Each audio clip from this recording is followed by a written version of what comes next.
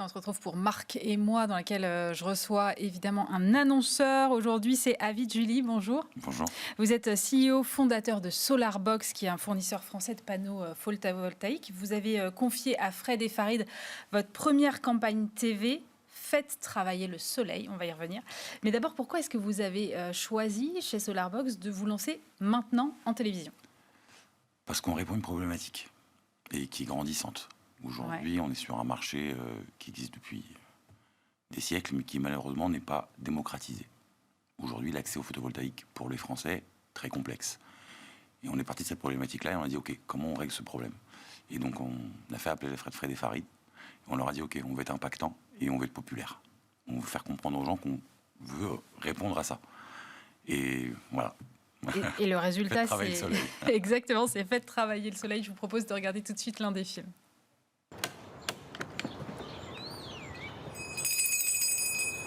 Mesdames et messieurs, le roi soleil.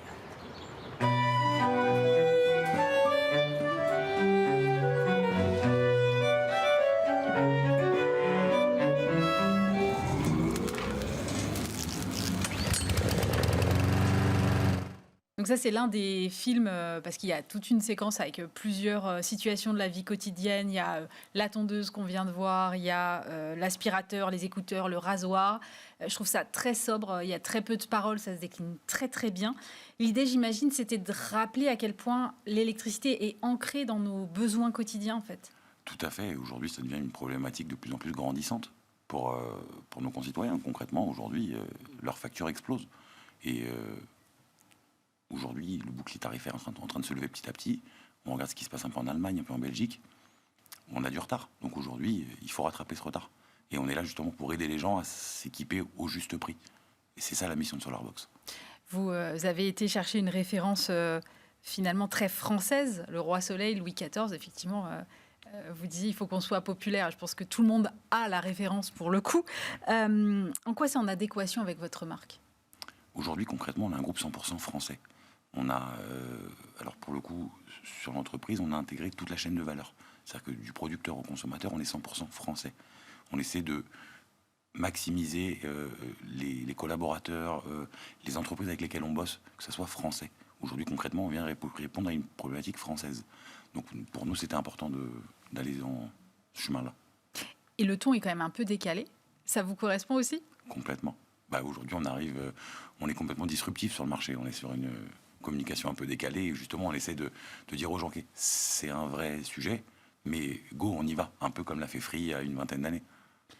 C'est marrant, vous vous comparez à Free. Vous avez l'intention, en tout cas, de disrupter le marché dans les mêmes proportions ? C'est clairement l'intention, oui.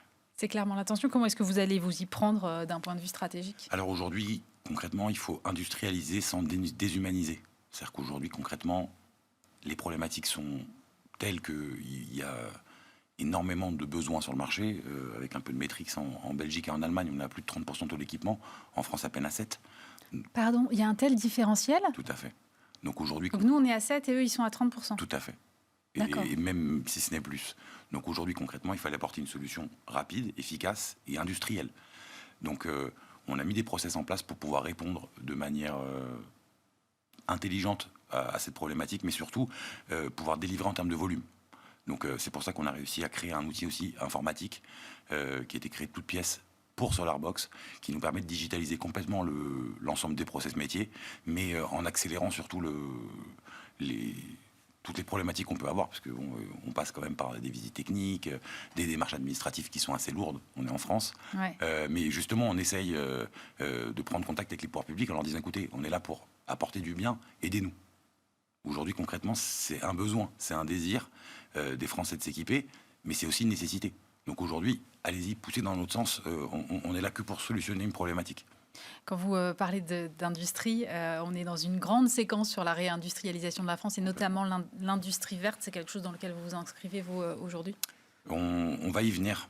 Petit à petit, ça prend du temps. Ça, malheureusement, ce sont des process assez longs.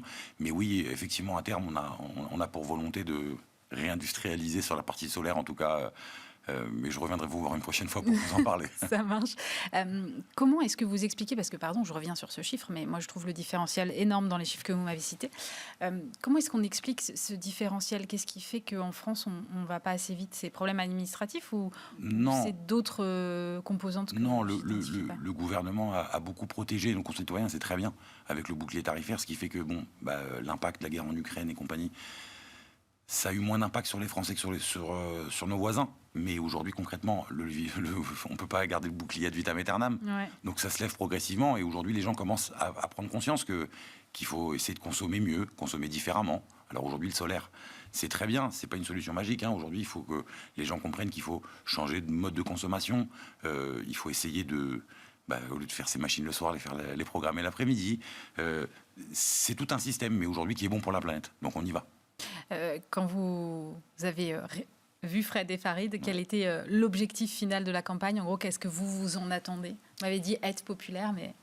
Oui, être populaire et surtout être disruptif. Aujourd'hui, il y a X acteurs sur le marché, mais encore une fois, c'est d'avoir un message impactant et surtout populaire, de dire, OK, on parle à tout le monde.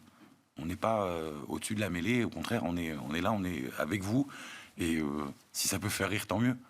Merci beaucoup, Avis Julie. Je rappelle que vous êtes CEO, fondateur de SolarBox, fournisseur français de panneaux photovoltaïques. C'est la fin de cette émission. Merci de nous avoir suivis. Bien évidemment, on se retrouve la semaine prochaine pour Marc et Strat. D'ici là, sachez que vous pouvez toujours visionner cette émission en replay sur notre site internet bismart.fr ou alors l'écouter en mobilité, par exemple, sur toutes vos plateformes de podcast. Passez une très bonne fin de semaine.